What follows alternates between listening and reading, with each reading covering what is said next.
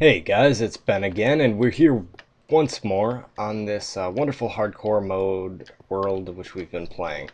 I think the plan for this episode involves really a lot of mining, but don't worry, I have a new list of features that I'll be sharing with you throughout this wonderful episode. First things first, I'm going to dump a lot of this stuff in here. Stuff I really don't need.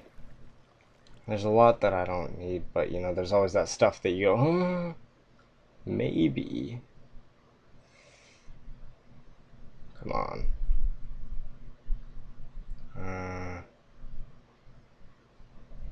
Whatever. Oh, we don't need a stone sword. Alright, let's go. Look at some sugar cane a little more. You know what, I'm going to take this bucket out, put it down right here in saplings. Alright, let's take some water. And let's see, this will be another row, so right here, right? Yeah. Sorry about that. Alright, we're going to make sure that our farms are in the greatest shape that they can be, and then we'll go mining. I realized that it might take a little while to fully set up the enchantment table, and that's one of the downsides of this new version, so I'm sorry about that. It's just, you know, now that it requires leather, I have to tend 2 farms and make sure that, you know, I have leather as well as sugarcane. So I'm sorry if that takes a little while, but I'm really going to focus on getting some experience and stuff from mining and, you know, killing any monsters that I come across. I'm not necessarily afraid of monsters, but I've tried to get to the, you know, enchantment cap, or the level cap, I guess, before by only killing monsters. And if there are any of you guys out there that have done that, you know, it takes absolutely forever. I think it's just not worth it. For instance, on our server, Cobbleton Craft, we have a lot of people running with mob grinders, and I mean, I know mob grinders exist, I know they're popular, but it's something that I've really been unfamiliar with in a common form, I guess. You know, I've never seen it being so widespread that people always use mob grinders. I mean, it's a really fundamentally important thing on the server. Everyone has a mob grinder for EXP, you know, whatever. I have to watch all these. Maybe I should cobble them up. I don't know. But it's, you know, that's just something that, yeah, I guess I'm unfamiliar with. I remember this place. Should I try to mine into here? I don't like gravel. I mean, gravel is a pretty useless material, honestly. So I'll just mine until I don't have to. I don't know what I'm going at. Anyway, I think at this point I'm going to start reading off things from my list and discussing them with you. These are all, once again, additions coming to 1.3 from the Minecraft wiki. I'll say that. I didn't come up with them on my own. I used a source. Alright, so number 1 on the list, I have boats. And what's changed with boats specifically is that they, I think, move faster and are easier to maneuver. For instance, I think you're all familiar with the lily pads that spawn in swamp biomes. Yeah, currently, if you run your boat into them, your boat pretty much explodes. It's gone. The materials that it gives you aren't enough to make your boat again, which is something that's odd in Minecraft. You know, that's really one of the only materials that does that. You know, you use it, if you crash it, you can't remake it. The destruction of a boat doesn't give you a boat, no matter what. So that's kind of weird. But that's changed in this new snapshot, or one of the new snapshots that's changed in 1.3. What happens now is if you crash a boat into a lily pad, I know at least, it'll uproot the lily pad rather than your boat, which makes a little sense. I mean, I don't know if there are any boats in reality that will be destroyed by a lily pad. I mean, maybe Minecraft wood is just really, really thin, but I don't know. But that's one of the new updates. Next I have villages and temples. Now, villages aren't anything new.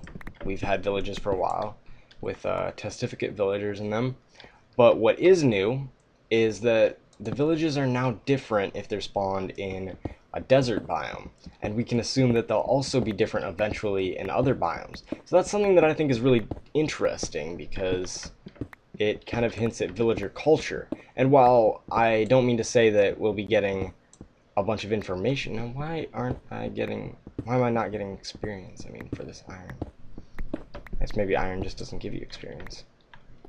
Oh well. Anyway, I'm not suggesting we'll have a written history of the Testificates, but it's kind of interesting to see, you know, sandstone stuff and how different everything looks with them. And I think maybe it'd be neat if eventually different villagers sold different things. You know, maybe jungle villagers are gonna sell you cocoa beans or I don't know, anything else from the jungle. I think stuff like that sounds really interesting, and I'd like to see where it goes. Villagers are something that has, you know, they have a lot of potential in Minecraft. There's a lot you can do with villagers, and I really want to see what Jeb and the rest of Mojang does to exploit their possibilities, I guess. The other half of that is temples. There are these new randomly generated pyramid temples in deserts and jungle temples in, you guessed it, jungles. These, I think, are also really interesting because they kind of add more to Minecraft. There's more than the standard dungeon, and I don't think they have mob spawners, but they work with traps. And there's stuff that I like and dislike about this. The things that I like is, you know, it adds traps to the game. It adds a little danger in exploration, stuff like that, and kind of adds that extra edge. And we found diamonds, yes. And I got a big vein of diamonds. That's nice. I gotta respect that, you know, they added that extra edge of danger. You know, you can't just wander in everywhere. What I don't like about the new temples and whatever you want to call them is they don't have enough difference in danger. You know, every time you find one of these pyramid temples, you'll learn that there's one mistake that you made and you just can't make it this time. There's no variation. You know, you don't have to worry about traps being somewhere else because they're always there in the middle. Same thing with the jungle trap. It's really interesting if you haven't heard of it. You know, there's a few levers that you have to click or press. I don't know. What do you do to a lever? Lever it. I don't know. Anyway, you have to mess with those, and then you have to watch out for some tripwire. Now, if you don't know about this, and you go in there, you're going to have to be cautious. It's going to be interesting. It's going to be exciting. But if you do know about this, if you've either done it before, looked it up on the internet, or listened to me and kind of assumed what I know is what you know, because I haven't told you explicitly, but, you know, whatever way you choose to figure it out, it's no longer fun.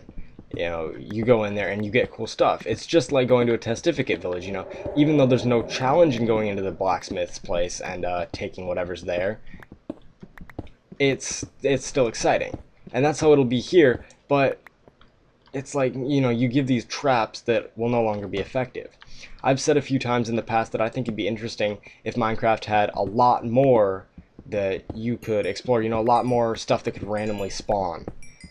If that makes sense, you know, tons of different temples and villages and stuff like that, because it makes the game exciting. And I think, you know, that you should be able to turn this off. It shouldn't be, you know, your whole world is already made for you, but it really makes the game a lot more exciting, in my opinion, at least.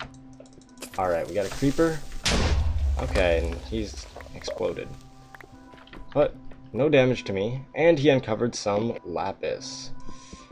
You know what, I'm not going to do that. I got really close, but I'm not going to. Let's do this real quick. Da-da-da, da-da-da. And then I'm going to go back up after I harvest this because I want to check up on my farm, and if my baby cow is up, I'd like to facilitate some incest, I guess. That sounds probably as bad as it should. But it's something that, I don't know, I feel is kind of necessary, you know? I killed the other cow, so that's something that I've got to do. I think it might be a while before I start to harvest some leather, and I think one thing that might be necessary is at the end of this episode, I might need to... Oh, shit. Creeper. I might need to... creepers get me off my train of thought. I might need to enchant something anyway. That's what I was thinking. Maybe, you know, my boots, something like that. Just enchant it with what I've got and hope for the best. Alright. Now it's dark outside. I'm going to sleep again. Once again, I really don't want to die. You know, I've come so far. I've become really interested in this series. And honestly, I am pretty worried about when we eventually go to the Nether, because I'm not sure how that's going to work. You know, if I will live or if I will die. Whoa! Okay. I didn't see the other cow there. Nice. Alright. I thought one of them escaped. Alright, guys. You're gonna have a baby. Nice. Now, which way did I go last time? I'm gonna see if I can't find some cows. There's one over here. I think I might take him, actually, because he's really close. I can easily take him back. Oh, I don't want to take those sheep, though. I'm not that interested in the sheep. So... Come on, cow. Nope. Go away, sheep. I don't want you. I don't want you as much as... Oh, no, not all of you. Aw, come on. And, of course, cow gets left behind. All of the sheep are really enthralled, but cow's not as interested. No, don't come, sheep. Can I lean this way towards cow? Oh, nope, there's another sheep. Ah. Okay. I feel like saying once again, you know, if you guys are watching this series, thanks a lot. I appreciate it. I'm not really doing it for the viewers. Like I said in a couple of the first episodes, I just really want to document my journey through a hardcore world for the first time, because if I do die, it's gone. But at the same time, I really hope that, you know, if you are watching, that you're entertained in some way, because I do appreciate that. I'm gonna open this door real quick. Bring this cow in here. Alright, and can I close the gate? Alright, nope. Alright, so I got one sheep. Whatever. Nope. What are you doing? Alright. Well, I guess that's a consequence of it. How's my equipment? It's alright, I guess. You know what? How much coal do I have? I think I have enough coal. So one thing that I'm going to do now is, or the thing, I'm going to go to that Testificate village over there and sell a load of coal. And it's a real rip-off, selling this coal. I mean, 20 coal for 1 emerald, that kind of sucks. But I'm going to do it, because I'd like to get the emerald, and I'd like to see, you know, what else this villager will sell me. Now, I'm not sure which one it is. These two are talking over here. Okay, you can run off. What do you got? Yeah. This guy, right? This guy. Yep. 1, 2, 3, 4. I can see the number. Alright, 20. Emerald. Now, he should learn. Is this a blacksmith? I think it's a blacksmith. There we go. Those mean that he has learned a new recipe. For 4, he will sell me an iron hoe. See what I mean? You get ripped off hardcore. 12 books for 1. I want to meet someone that will sell me books. You know? I think that would be pretty useful. Alright, what will this guy do? Yep, redstone. You know what? Real quick, I'm going to buy some redstone off him. Just to see what he'll learn next.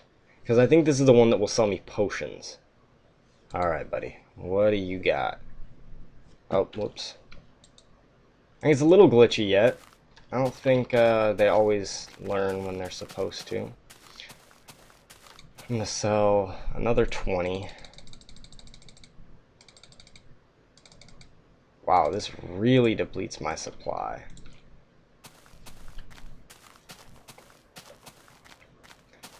And did you get anything? Nope. Let's see. If I buy some more, will you? Alright, now I'm going to wait a little bit. I'm not going to right click on him right away. Right click on this guy. Yeah, if he's still got that 19 wool, or not wool, wheat. Alright, new thing. Ooh, he'll sell me an Ender Eye. I thought it was the Eye of Ender. I guess not. That is really nice. So I'm going to keep this guy in contact. You know what I think that actually does? Is that enables me to go to the end before I would normally be able to. I can skip over the nether completely. Now, that's not something that I'm going to do because I think it's, you know, almost necessary to go to the end, or to the nether, but it is something that's interesting. I really like this villager trading system. Like I said, it takes away all of the, really all of what's linear about Minecraft, and that's something that I think is really cool. It looks like this episode's been drawn on a little long, so I might have to cut it right over here. I'll do a little bit of farming for you. Let's go in here first. A little area in my inventory for seeds so I can quickly replant. Now I might want to expand this in one of the next episodes because this is going to give me the ability to sell wheat directly to the Testificates, and that's something that'll definitely be nice. You know, I can get some emerald, and then I can see what else they've got in their inventories. I might have to take one time and sell to the Testificate that'll buy 20 instead of 19, but you know, one more wheat. Oh no. So expect to see some of the stuff like that next episode. I'm going to expand this wheat farm right here. I expect to see me getting some more of this sugar cane. Hopefully pretty soon starting to get some books up there. I might have to take some books from the library if they have them in the village over there. But that's what I'll be doing next episode. Once again, guys, thank you so much for watching. You know I appreciate it so much. Like the video if you enjoyed watching. Subscribe if you enjoy the entire series. Once again, finally, thank you so much for watching, you guys. I'll see you next time.